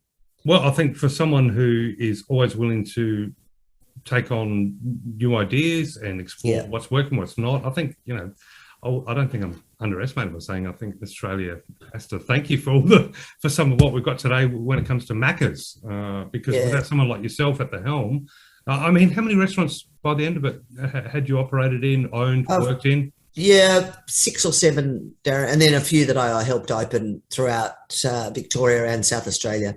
Yeah. So, and each time you go, you learn to fit in. Sort of country stores are completely different again. The staff are different. So you learn where you go. It varies, and it's really good for everyone to learn that too. But as you said, the camaraderie and the friendships that you make stay forever. 100%. They're like schoolmates. It's a lifestyle. Yeah, kids at school, they get to meet people from other walks of life. I find that very important too, because if you go to one school, you don't get to meet other people, and that's really important too. It's lovely. I think at the end of the day, it's just a beautiful thing to think that, you know, by having the courage to trial, you know, do your first job, just get in there and give it everything you got. Oh, yeah. The rewards that are going to come doesn't just come with the paycheck. It comes with so much more, like your understanding of the, you know, human beings, customers, good and bad. So I guess human beings, good and bad, you know, hierarchy, how to be respectful to managers, how you can become a manager, all those things. Yeah. You know, it's just, but it's one of the unique. I still think the fast food restaurant is a unique, or even fast cafes, and somewhere where you're in there and there's no time to think. You've got it, and you've got the choice. Do what you got to do, or just walk away in shame because and never come back. It is. So every day you don't walk away in shame is a victory. Yeah, spot on. Very well said, Darren. To bring it all full circle. Yes. I'm wondering, obviously, you know, you've had this massive and beautifully insane career and wonderfully successful career with McDonald's. Where has it brought you today? Because the little bit of research I've done, I understand you were involved with public speaking, but also from a quick little glance, you do some charity work with very special kids and pet medical crisis. So I'd really love you to tell me a little bit about that. When I came back to Melbourne, because I had quite a bit to do with Ronald McDonald House, as I'd left McDonald's, I wanted to keep it separate.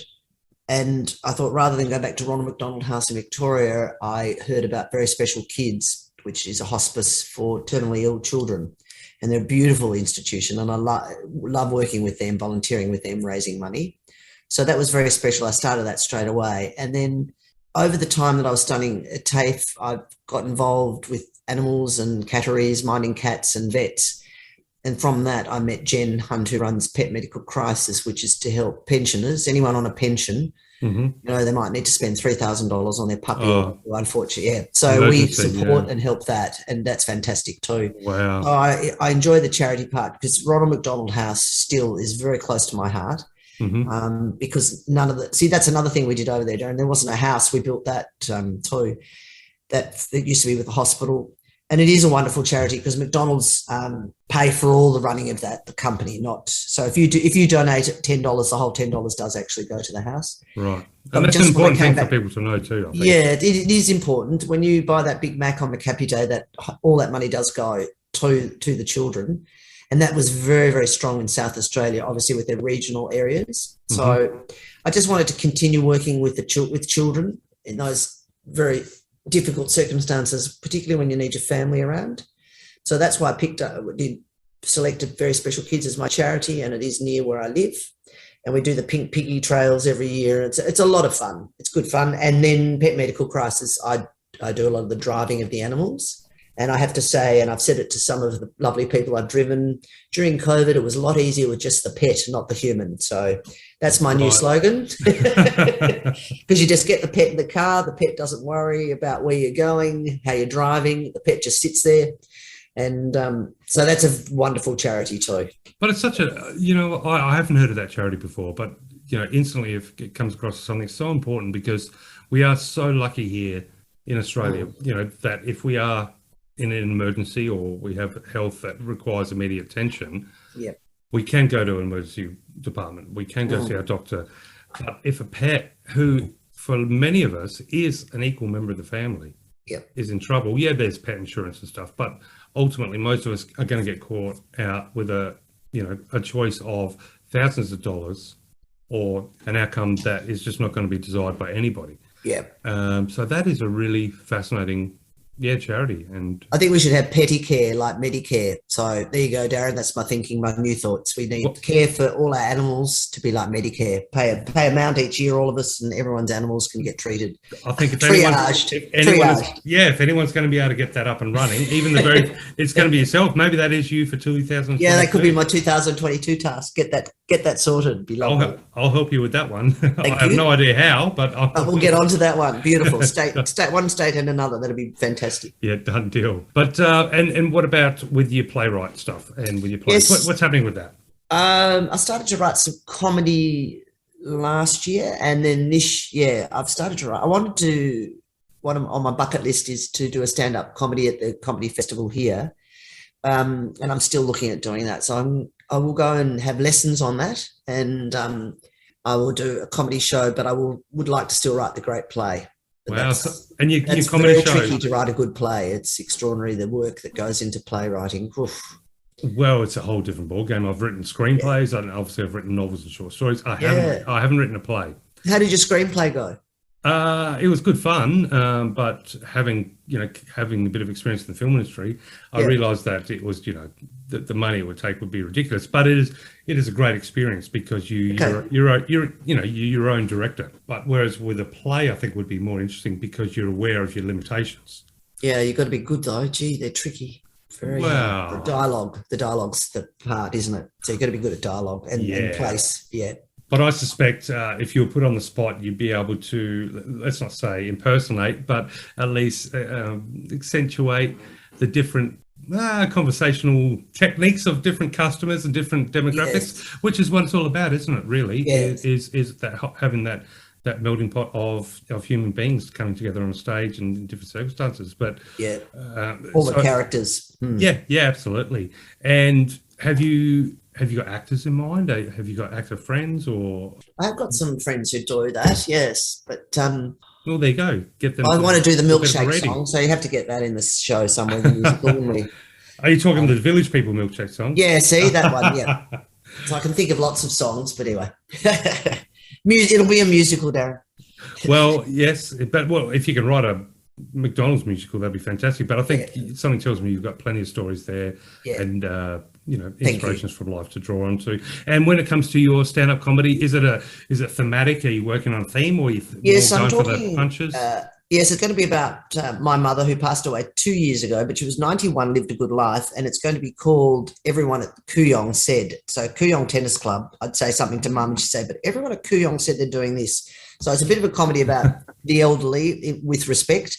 The war, I call them the war babies. Mm-hmm. They just look at us like, get out there and get some fresh air. So it'll probably be based about some funny things she used to say. She'd ring me up and say, I've been hacked.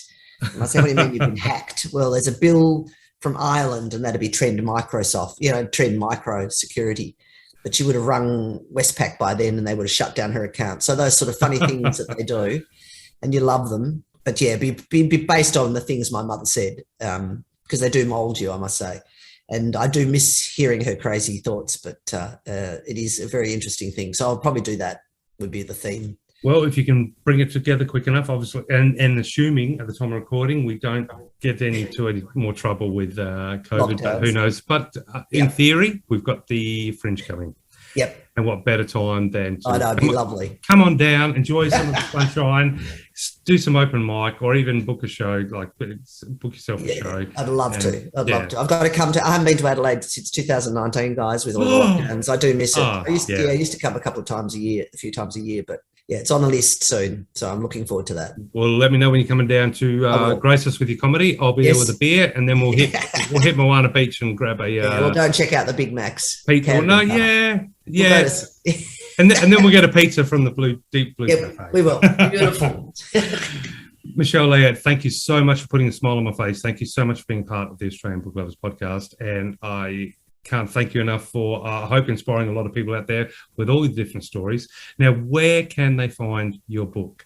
Yes, they can find my book on Kindle, BookPod Australia. If they just Google from French fries to a franchise, they will find where you can get that book from. There's a number of places. Yes, so, we'll include them all. Absolutely. Yeah, thanks, Darren. Well, thank you so much again for joining us. And thanks for having me. I really appreciate you taking the time to chat with me. I feel somewhat of a kindred spirit, having, so much of my younger days is, built upon. I think that's lovely that you're in Harley Street. Yeah, I think that's lovely, Darren. That's great. Yeah, so, and I'm looking forward to a good friend of mine coming back from Perth, actually, early next year, who, we were, burger makers next to each other and all through. So it's always good to reminisce. And well, now I've got because it used to be, I don't know if you remember, it used to be downtown next door. It back was. In the day, the roller skating upstairs and all the arcade machines downstairs. Totally. Yeah, so when we weren't working there, we were getting paid to take all the tokens out of the arcade machines, and which, of course, some of them would land in buckets that may have strayed because we had to get to Magic Mountain and back in. I love Magic Mountain. Yeah. Did you ever have somebody behind the? Did you ever go there after hours and let them turn off the water and let you go down the water slide? No, never thought of that. Terrifying. Don't ever do it. All right. Okay. Sounds like I love all that. So yeah, that's what you do. Fingernails on the edge. Yeah, love it. Magic Mountain. Oh, fantastic. Thanks, Darren. You brought back some good memories. So I'm looking forward to my friend coming back. I've got an old Gallagher machine I just picked up with a few other games built into it. So, so we'll have a bit of fun and reminiscing on the fast food days, which was a perfect place for all of us to learn a few life skills and maybe scratch our halo a bit as well, to truth be told. But I'm sure you've been an inspiration for many. You'll continue to be an inspiration. And thank you so much, Michele. And for everybody out there, grab a copy of this book. You want to know what happens inside McDonald's, but also I think that the wisdom from Michele is going to be something that you can carry with you for whatever your journey's taking you. So, Michele, thank you very much for your time tonight. Thank you very much for having me.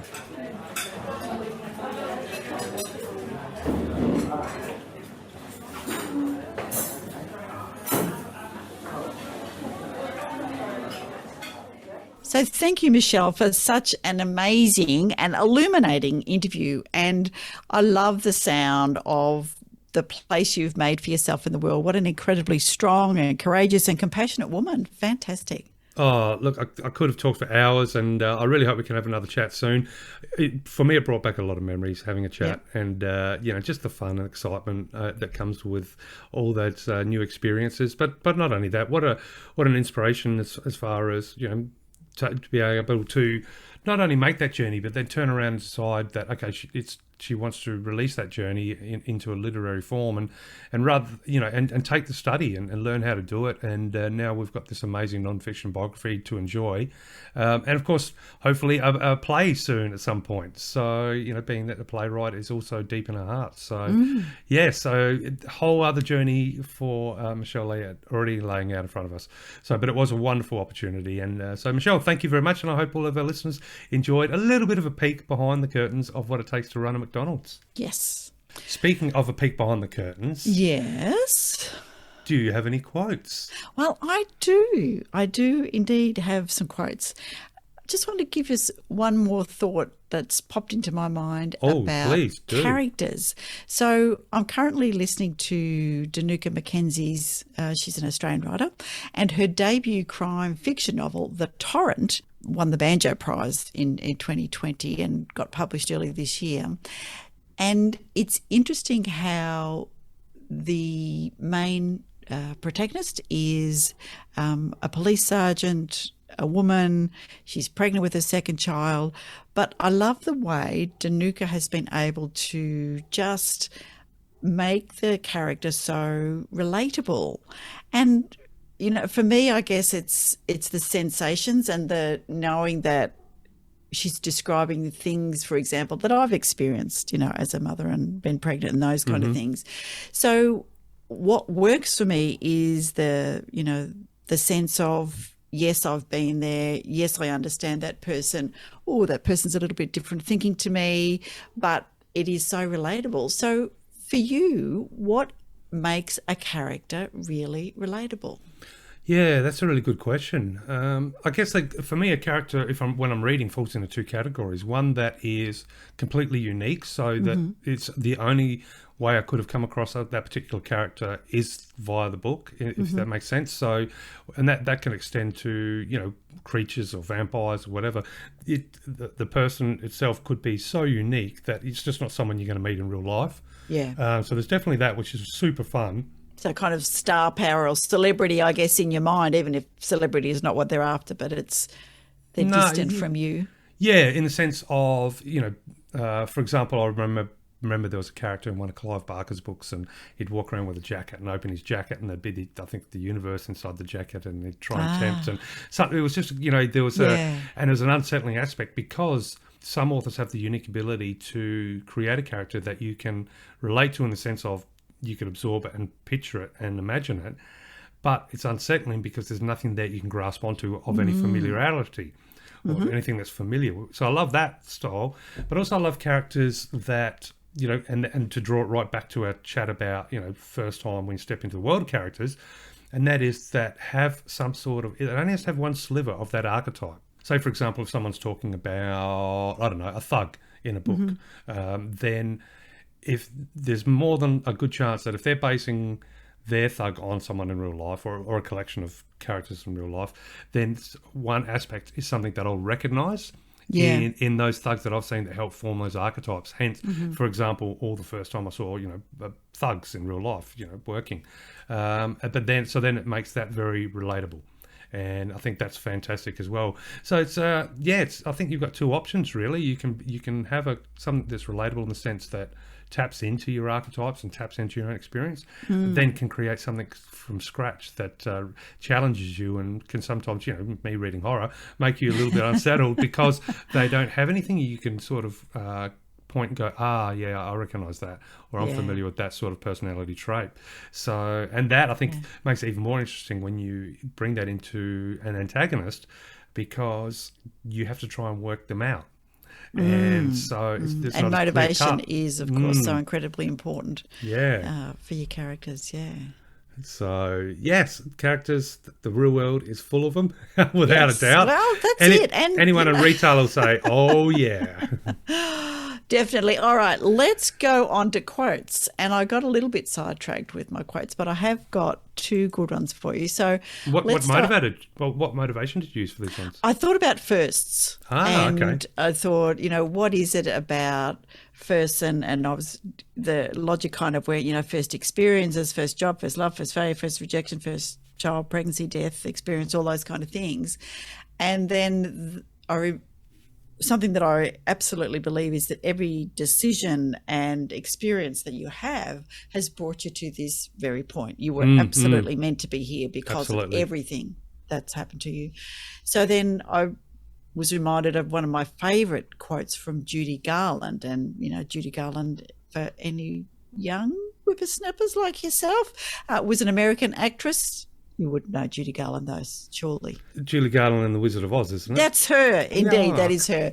So Judy Garland said, be a first-rate version of yourself instead of a second-rate version of somebody else. Oh, I like that one. It's good, isn't it? And it got me off guard. I thought you were going to just say there's no place like home. Well, it kind of then I started to go into really, you know, we were talking about in terms of characters and the exploration of that. And of course, the Wizard of Oz can be viewed as Dorothy, the main character, going through that kind of spiritual reflection journey and down the yellow brick road. And she has adventures and, you know, coming out the other side a stronger, more decisive, more loving person, whatever that might be. So, yeah, that's kind of appropriate. Yeah, or you could say she came out a killer. Just kill a witch. Oh, yes, she did kill the witch and stole her shoes. I've got the condensed version on 8mm, so it's great to put it on the projector sometimes. But you know what's really unsettling? Like it's very, because it's all like filmed on stage, obviously stage production. Yeah. As far as like studio style, and you know, but those flying monkey creatures. Oh, yeah. Yeah, they scare me. I don't like that part. I don't even want to watch that part. I don't know what it is about it. But the flying monkeys, no. No. Well, that reminds me, there was a movie with George Clooney and Michelle Pfeiffer called One Fine Day, and their kids get together and they're watching Wizard of Oz on the telly, and they come out and say, can you fast forward past the black and white bit? It's too scary. And I'm thinking, that wasn't the most scary bit that I would think, but sure. Well, as in the beginning or end? Yeah. That's it, yeah. I suppose the start when the tornado comes. Yes. Yeah. And the poor old wicked witch, you know, who is the older lady who steals the dog and puts it on the basket, that kind of thing. But anyway, so give me a quote, Darren. Okay, so I was inspired by just, you know, the first, in a way too, and, you know, your first job, and then, of course, the friendships you build in those first jobs. For example, one of the gentlemen that I enjoyed Easter with over the last couple of days is actually someone who I met on my very first job. So it's a long time we've known each other. But, yeah, so my first quote, and these are both very short ones today, but my first one actually comes from Henry Ford, of all people. Right. But I liked it. It says, coming together is beginning, staying together is progress, and working together is success. Oh. Yeah. So I think it's good. And, yeah, it's fun. It's a very simple mantra. But, yeah, I like that coming together is beginning. And that's such a good thing. So you come together, and that is you come together with characters you may never have liaised with before in life, and that's the beginning, you see, and then staying together is the progress. My problem is that I love the beginnings, and I find endings harder. Mm-hmm. So the excitement of beginnings and the creativity of new things and shiny and exploring and the curiosity of finding out how they all work, that's the bit that I really love. Yeah. But having them plough through to conclusion is less fun. Well, you know, climbing the mountain, that's already got its, you know, it's already hard work, but sometimes we forget that when you're almost at the top, that's where the bad weather can hit. Yep. And so you've got to have push real hard for that last spurt to get up there. I'm not saying that I've got up there and enjoyed the view yet, but you know, the little hills that I've tried to conquer in life, you know, sometimes that you get to a point where the ending part can be pretty tricky. Hence, you know, if you've got good characters, good friends, and you can share a laugh, it can disperse some of those dark clouds at the top of the mountain. I think. Yeah. Indeed.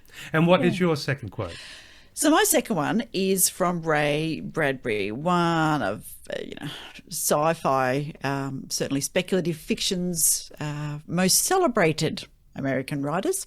One of my favourites of his is Fahrenheit 451. I don't know if you remember that one. Mm-hmm, it was a movie, and it's the degree of which paper burns. But anyway, let's not go on. I could go into it. Let's just say the quote is, "And what, you ask, does writing teach us? First and foremost, it reminds us that we are alive and that it is a gift and a privilege, not a right. That is very cool. Yeah, A little bit somewhat somber and but it kind of brought together the things that we were talking about beforehand, because writing teaches us about, characters, story and the world and all of those kind of things. It also is exactly as, you mentioned before, is that we are different from people on the page. We are alive. It's a gift and a privilege, and all our experiences and all of those kind of things. And all those characters that you've met from day one, in real life, they're still there, and that's one of the beautiful things about writing, I think, because you find yourself reflecting on moments you probably haven't thought of in 10 years, 15 years, 20 years, 30 years, depending on what you're trying to achieve, with a character or with a setting or whatever it might be, when you have to sort of unlock the treasure chest and start going back into the old memory banks and dust off the old coins. Indeed. And all this treasure's there to be found, and you wouldn't find it if you weren't writing, for a lot of times, for me anyway. This is true. But, unless, of course, this very moment and the world is only what I see, and when I stop looking at it, everybody else disappears. And it's just my reality. And when we stop talking, you're not doing anything. You've just not there. I'm a character created by yourself in this... What do they call it? The virtual universe? Or simulation universe? Something in my mind. I could be tapped into the Matrix or plugged in somewhere and not a real person at all. Well, my response to anyone who talks about a simulation universe, and I think I've mentioned this before, is break down nature enough and it has a set of rules. Yeah. And break down a computer program, it has a set of rules. So we are in how can it not be a simulation? Without rules, it's chaos, and we wouldn't be here. So that is my theory. Not to say that means we're built. I think we are built, but but of course we're a simulation in the sense of rules. A simulation, we're not a duplication, we're not a replication. A simulation is just, they're just saying that it doesn't technically exist, but exists only because of a set of rules. Well, that's what matter is as well. So simulation is reality. But anyway, that's my hypothesis. What I perceive is my reality, indeed. Yes, so give us your second quote. Okay, my second quote is a short one. It's also from an unknown source, but I like it. It says, "Chance made us colleagues. Fun and laughter made us friends." Nice. Bam. Yeah. So, and isn't that the way, I am guilty, definitely, of probably having way too many jobs, different jobs, shall we say, Darren? over life. But it's always the unique part of the new job process is, meeting colleagues, and then at some point you discover someone who shares your sense of humour, which I think is really important. Yep. And you make a laugh, and then you've made a friend, and then that's when you've become more comfortable and the job becomes a little bit more enjoyable and exciting. Because if you can't have a laugh every now and then at work or make a friend, you're in the wrong job, I think. Because you need to support each other sometimes, and that support can come with a smile, a joke, or any reason to just have a laugh, or just an opportunity to have a listen when you've got to vent something. There you go. Yes, chance made us colleagues, fun and laughter made us friends. Yeah, I like that. I think one of my very good friends said her sister said at her 40th birthday, "Sisters by chance, friends by choice." So I think it's that's a good one too. So that was good. That was Sue. Hi, Sue, if you're listening. Yes, hello, Sue. Now, while we've been talking about first jobs, first characters, and the absolutely amazingly fun interview with Michele, I was thinking maybe for this tagline episode, or this episode's tagline, should I say, we can be talking into a microphone, calling out an order for the back grill cooks. Oh. Which means we probably have to shorten the time between our words, because it's fast. We've got a line of people hungry for burgers. But obviously, maybe before we do that, how can people find us? Indeed. If you love this episode, please give us a like on your favourite podcasting platform. And we are on Apple iPods and Google and Spotify and all of those places. And our website is www.australianbooklovers.com. And on there you'll find a page for signing up to our Book Lovers newsletter, and we are about to actually, yes, I have closed the list for the last couple of giveaways, and we have another giveaway coming up. We've got a copy of Andrew Ruff's fantastic anthology, which is just brilliant. It's called The Teeth of a Slow Machine. So if you want to get into the competition to get a paperback of The Teeth of a Slow Machine by Andrew Ruff, Australian Book Lovers / Book Lovers, australianbooklovers.com / Book Lovers, and subscribe. And if you're an author and you'd like to share your book and have a chat with us on the podcast, then sign up to the page which is for authors, and you can share your book with all of our subscribers and the various people who just pop in to see what's the latest. Social media, find us on Twitter at Australian Books and on Facebook and Instagram at Australian Book Lovers. And we are also on LinkedIn and YouTube. Yay! That is the mouthful. And who knows, maybe soon TikTok. Yes, and Soon. people are telling me Twitch, and I'm thinking, oh my lordy wordy, what should I be learning? But anyway, streaming. all of those things. Yes, well there we go. Twitch TV. You never know. Yeah, I'll have to get a special. Well, I'll have to get a second seat and a second camera because that way we can get Bobby into this video production. Oh yeah, my cats will be going. No, the dogs will be most excited to jump in. I also wanted to say, don't log off too soon, because we'll have a book review at the end of the episode. So Stay tuned for a little bit more. So it is definitely worth listening next episode, because we have got Darren chatting to Jake O'Donnell, one of our authors who has written a kind of memoir, non-fiction manual for young blokes, or how would you describe it?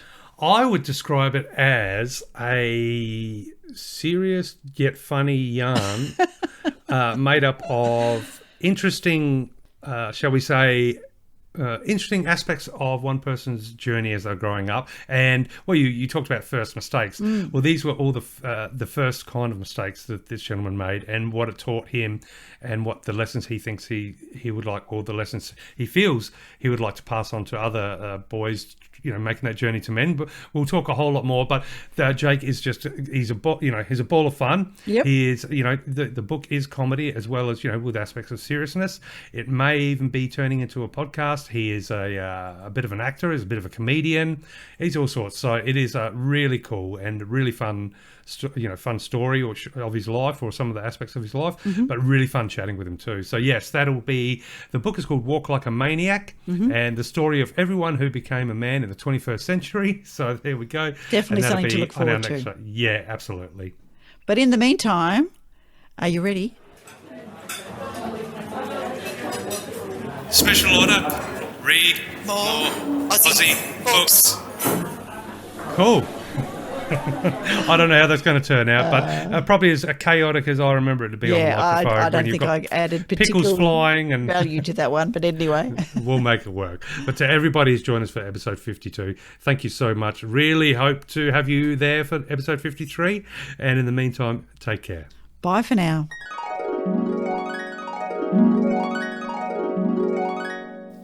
White Fire, a Tony Dell adventure by Laurie Bell. Danger, betrayal, secrets, lies? Absolutely. Add to this sharp sci-fi a snarky ship AI and a canine robot partner for a quirky agent with see-through skin and a whole head full of hang-ups. Now you have a great recipe for a fun and fast-paced read. The cast is small, so we get to follow them closely through the action, twists and dangers as they race to save the galaxy. The world building is thorough and slick, giving the cast a wonderful backdrop for the action-packed plot. And there's enough left hanging about some key relationships that I'll be looking out for the next Tony Dell adventure. A great read. Let's meet again, where magic happens.